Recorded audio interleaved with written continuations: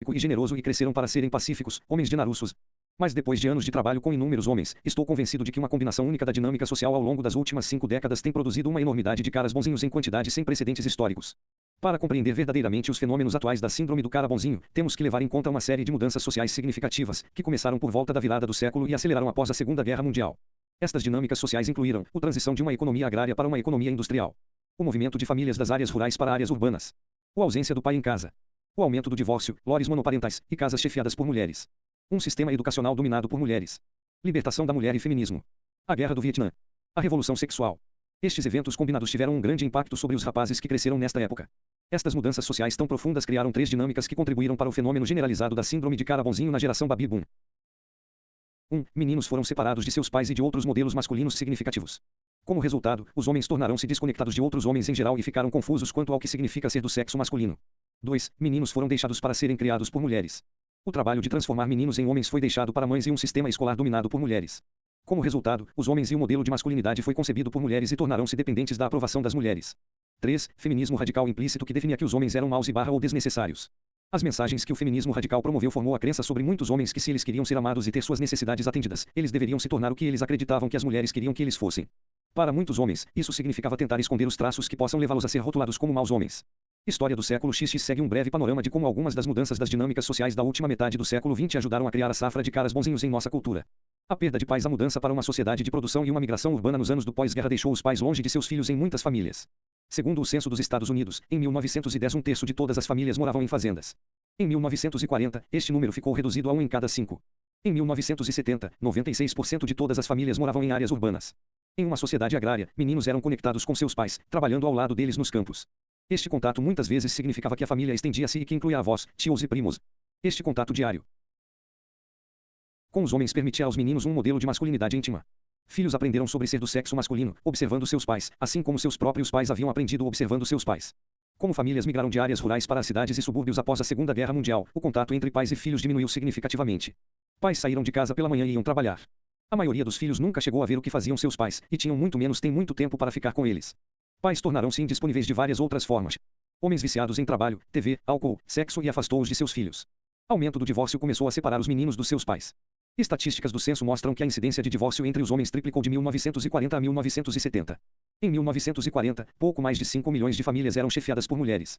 Em 1970, este número tinha quase triplicado e chegado a mais de 13 milhões de famílias. Em geral, os caras bonzinhos com quem eu tenho trabalhado relatam não terem tido um relacionamento íntimo e próximo aos seus pais na infância. Às vezes, isso foi resultado de seus pais trabalhavam por longas horas, sendo afastados, ou sendo passivos. Mais frequentemente do que o inverso, caras bonzinhos descrevem seus pais em termos negativos, que faz muitas vezes os mesmos serem vistos como controladores, raivosos, ausentes, abusivos, indisponíveis, viciados, mulherengos. Não é incomum que em algum momento da infância os caras bonzinhos terem feito uma decisão consciente de serem diferente de seus pais. A indisponibilidade dos pais durante esta época forçou as mães muitas vezes a assumir o trabalho dos pais. Mulheres herdaram o trabalho de transformar meninos em homens. Infelizmente, mesmo as mães mais bem-intencionadas não estão preparadas para ensinar a seus filhos como ser homens por si mesmas. Isso não as impediu de tentar. Eu acredito que o número significativo de caras bonzinhos produzida nos anos 40, 50 e 60 é o resultado direto das mães e não dos pais, ensinando seus filhos como serem do sexo masculino. Consequentemente, muitos caras bonzinhos têm adotado uma perspectiva feminina da masculinidade e se sentem confortáveis com sua masculinidade definida por mulheres. O sistema dominado pela educação feminina, o sistema educacional moderno também tem contribuído para a dinâmica dos meninos sendo conduzidos por mulheres. Desde a Segunda Guerra Mundial, os meninos entraram em escolas dominadas por mulheres. Para a maioria dos meninos, os primeiros anos da escola tornam-se a formação básica sobre como agradar as mulheres. Do jardim de infância até a 6ª série, eu tive apenas um professor do sexo masculino e 6 do sexo feminino. Isso é o que acontece em muitas escolas. Os homens representam apenas 1 em cada 4 professores em todo o país. No ensino primário, eles representam apenas 15% do corpo docente e esse número está em constante queda. Da creche à pré-escola elementar até a escola, meninos, na era pós-guerra, estavam cercados por mulheres. Houveram poucos machos adultos a ajudá-los nessa experiência. Se um menino já estava desconectado de seu pai e treinado para agradar uma mulher, o sistema escolar ampliou esse condicionamento. A Guerra do Vietnã dos anos 60, a Guerra do Vietnã cristalizou o sentimento de alienação entre meninos muito altos e seus pais. As linhas de batalha foram traçadas entre homens jovens protestando contra a guerra começou e perpetuado por seus pais. A geração de veteranos da Segunda Guerra Mundial não conseguia entender a ostentação da responsabilidade e da rebeldia social de seus filhos. Os jovens desta geração se tornaram a antítese de seus pais e de uma ordem social que resolve os problemas nacionais e internacionais com armas e bombas. O movimento anti-guerra criou uma nova raça de homens concentrados no amor, na paz e em evitar conflitos. Libertação da mulher. Durante neste mesmo período de tempo, muitas mulheres estavam começando a trabalhar fora de casa. O controle de natalidade desde a nova liberdade e a libertação da mulher estavam em sua infância. Algumas mães durante a era Baby Boom poderia prever uma mudança nos papéis de gênero no horizonte próximo. Elas trabalharam para preparar seus filhos e filhas para o que estava por vir. Muitas dessas mães prepararam suas filhas para não precisar de um homem. Ao mesmo tempo, elas prepararam seus filhos para ser diferente de seus pais, pacíficos, doadores, carinhosos e atentos às necessidades de uma mulher. O feminismo radical nos anos 60 e 70 projetou uma irritação generalizada contra os homens. Algumas feministas alegavam que os homens eram a causa de todos os problemas do mundo. Outras afirmavam que os homens eram apenas um incômodo desnecessário. Mais do que provavelmente, a maioria das mulheres nesta época não me sentia assim sobre os homens. No entanto, as mulheres foram significativamente provocadas a pronunciar a contribuição de um clima social que convenceu muitos homens que não era adequado serem apenas quem eles eram. Epitáfios como os homens são porcos e todos os homens são estupradores eram proeminentes durante este tempo. Slogans do feminismo menos exaltado afirmava que uma mulher precisa de um homem como um peixe precisa de uma bicicleta. Homens que já estavam condicionados a olhar para as mulheres buscando sua definição e aprovação eram especialmente suscetíveis a esses tipos de mensagens. Este incentivo adicional para estes homens tentarem descobrir o que as mulheres queriam e tentarem tornar-se isso para serem amados e terem suas necessidades atendidas. Masculinidade eufemista e meninos homem Robert Bly, o autor de João de Ferro, escreve sobre como as mudanças sociais da era Baby Boom criou uma nova raça de homens. Bly chama esses homens masculinidade eufemista. Ele escreve, eles são adoráveis, pessoas valiosas, eu gosto deles, eles não estão interessados em prejudicar a terra ou iniciar guerras. Há uma atitude gentil para com a vida em todo o seu ser e no seu estilo de vida. Mas muitos desses homens não são felizes. Você logo percebe a falta de energia neles. Eles conservam sua vida, mas não são exatamente vivificados. Ironicamente, muitas vezes você vê esses homens com mulheres fortes que irradiam energia positiva. Aqui temos um homem bem alinhado, ecologicamente superior a seu pai, simpático e com total harmonia com o universo, mas ele mesmo tem pouca vitalidade a oferecer. A partir de uma perspectiva diferente, comentários Camille Paglia sobre como as mudanças sociais das últimas 5 décadas mudaram os papéis de homens e mulheres. A mulher dura, que recebe todas as pressões do trabalho tem que mudar personagem quando chega em casa. Ela tem que desacelerar, ou ela vai castrar tudo no nicho doméstico. Muitas mulheres brancas, de classe média têm evitado esse dilema, encontrando-se com um agradável, um maleável menino-homem que se torna um outro filho no lar subliminarmente matriarcal. Desejos politicamente incorretos, Salon, edição 49, independentemente se nós chamamos esses homens de masculinidade eufemista, era dos caras sensíveis, ou caras bonzinhos, a combinação única de eventos sociais no pós-Segunda Guerra Mundial foi reforçado e ampliado pelas mensagens que muitos meninos já tinham recebido de suas famílias de que eles não eram adequados, assim como eles eram. Estes eventos sociais foram ainda mais ampliados pela crença de que se eles quisessem ser amados, terem suas necessidades atendidas, e terem uma vida tranquila, eles teriam que esconder suas falhas e se tornar o que os outros, especialmente mulheres, queriam que eles fossem. Minha observação nos últimos anos mostra que na realidade o condicionamento descrito acima não terminou com a geração Baby Boom. Eu estou vendo mais e mais homens jovens nos seus 20 anos, e até mesmo adolescentes, que demonstram todas as características da síndrome do cara bonzinho. Não só esses jovens foram condicionados pelo conjunto da dinâmica social listada acima, mas ainda cresceram em famílias monoparentais ou foram criados por pais já bonzinhos. Enquanto escrevo isto, eu imagino que nós estamos apenas começando nossa terceira geração de caras bonzinhos. Os hábitos de homens altamente ineficazes como resultado do condicionamento social e familiar descrito acima, caras bonzinhos lutam para conseguir o que querem no amor e na vida. Devido à sua vergonha tóxica e os mecanismos de sobrevivência ineficazes, o roteiro que eles seguem não vai levá-los onde eles querem ir.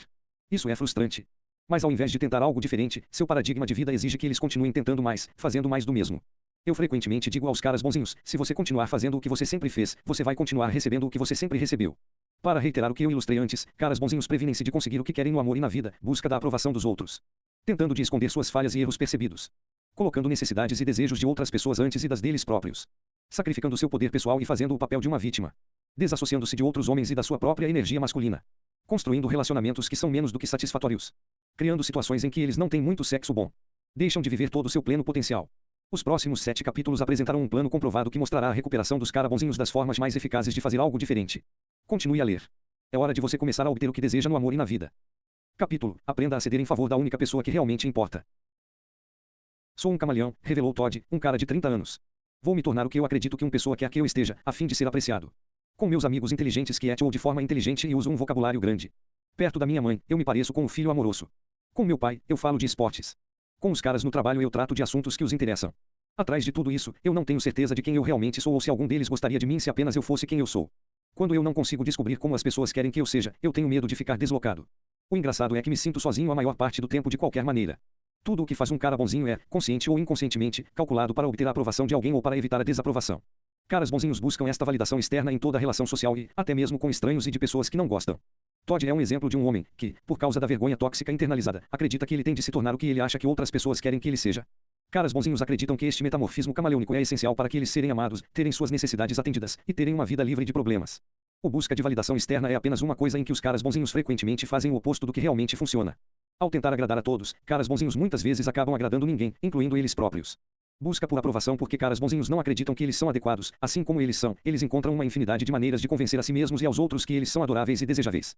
Eles podem se concentrar em algo sobre si, aparência física, talento, intelecto, algo que eles fazem, atuar, dançar bem, o trabalhar duro, ou mesmo em algo externo de si mesmos, uma esposa atraente, filhos bonitos, bom carro, a fim de obter valor e ganhar aprovação alheia. A palavra que uso para estes mecanismos de busca de valor é anexos. Caras bonzinhos buscam anexar valor à sua identidade usando outras coisas e usam-nas para convencer a si mesmos e aos outros que eles são importantes. Sem esses acessórios, caras bonzinhos não sabem mais quem eles são e não imaginam o que as atrairia outras pessoas a eles e especialmente as pessoas que eles gostam ou amam. Ser um cara bonzinho é o ajuste definitivo para estes homens. Eles realmente acreditam que seu compromisso de ser bom e fazer tudo certo é o que os torna valiosos e compensa sua crença internalizada de que eles são ruins. Por causa da sua vergonha tóxica, é impossível para cara bonzinhos compreenderem que as pessoas possam gostar deles e amá-los apenas por quem eles são. Eles acreditam que eles são ruins, o eu sou tão bom cara bonzinho está inconsciente desta crença central, mas é uma crença central, no entanto, portanto, supor que, se alguém realmente tem que conhecê-los, essas pessoas iriam descobrir a mesma coisa. Ser capaz de unir-se a coisas que fazem com que se sintam importantes e obtenham a aprovação dos outros parece essencial para que eles possam ser amados, terem suas necessidades atendidas, e terem uma vida livre de problemas. Atividade de libertação Jogo da Velha 4 em vários levantamentos nos grupos não mais o cara bonzinho. Eu peço aos membros que eles identifiquem os anexos que eles usam para tentar obter a aprovação externa. A seguir, após obtidas apenas algumas das respostas, olhe para a lista. Note qualquer uma das maneiras em que você buscar a aprovação. Adicione à lista todos os comportamentos que são exclusivamente seus. Anote exemplos de situações de cada um. Peça a outros para retorno sobre as maneiras pelas quais eles veem que você busca de aprovação. Ajeitar o cabelo apenas para a direita. Serem inteligentes. Tendo um ambiente agradável, a voz não ameaçadora. Olhar altruísta. Ser diferente dos outros homens. Estar sóbrio. Estar em boa forma. Ser um grande dançarino. Ser um bom amante. Nunca ficar com raiva. Fazer outras pessoas felizes. Ser um bom trabalhador. Tendo um carro limpo. Cuidando de todo mundo. Ser agradável. Respeitar mulheres. Nunca ofender ninguém. Olhar como um bom pai. Como cara bonzinhos usam anexos, Cal é um típico cara bonzinho na forma como ele usa anexos em busca de aprovação. Cal tenta obter validação externa por estar sempre de bom humor, dirigindo um bom carro, se vestindo bem, tendo uma filha linda e tendo uma esposa atraente. Vamos escolher um desses anexos para ilustrar como Cal tenta obter a aprovação dos outros. Cal gosta de vestir sua filha de 14 meses de idade em um vestido bonito e levá-la ao parque. A partir do momento que ele começa a vesti-la, ele vai inconscientemente anexando o seu valor e identidade ao reconhecimento que ele pensa que vai receber por ser visto como um bom pai. Ele sabe que quando ele leva a filha lá, pessoas olharão para ela e sorrirão. Alguns vão comentar sobre a menina bonita e seu pai durante a caminhada. Há poucos vão parar e perguntar sua idade e os outros vão se emocionar diante do anjo que ela é. Essa atenção faz Cal se sentir bem sobre si mesmo. A ironia é que ninguém realmente valoriza Cal por esses seus apegos. Além disso, sua dependência de validação externa, na verdade, impede as pessoas de conhecê-lo assim como ele é. Nenhuma dessas coisas tem nada a ver com quem ele é como pessoa. No entanto, essas são as coisas que ele acredita que lhe darão identidade e valor. A busca da aprovação das mulheres. Caras bonzinhos buscam validação externa em quase todas as situações sociais, mas sua busca de aprovação é mais pronunciada em seus relacionamentos com as mulheres. Caras bonzinhos interpretam a aprovação de uma mulher como a validação final do seu valor. Os sinais de aprovação de uma mulher podem tomar a forma de sua obsessão de ter relações sexuais, no comportamento durante paqueras, num sorriso, num toque, ou na obtenção de atenção.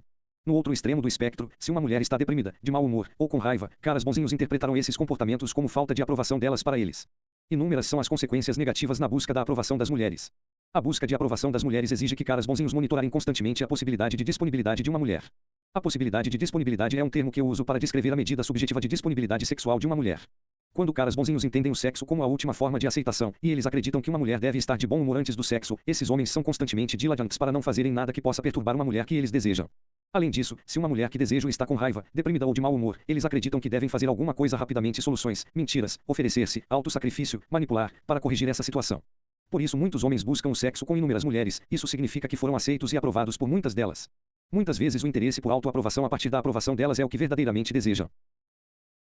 Muito mais do que desejam o sexo em si, desejam serem vistos, diante de todos, como homens que são aceitos e recebem a aprovação.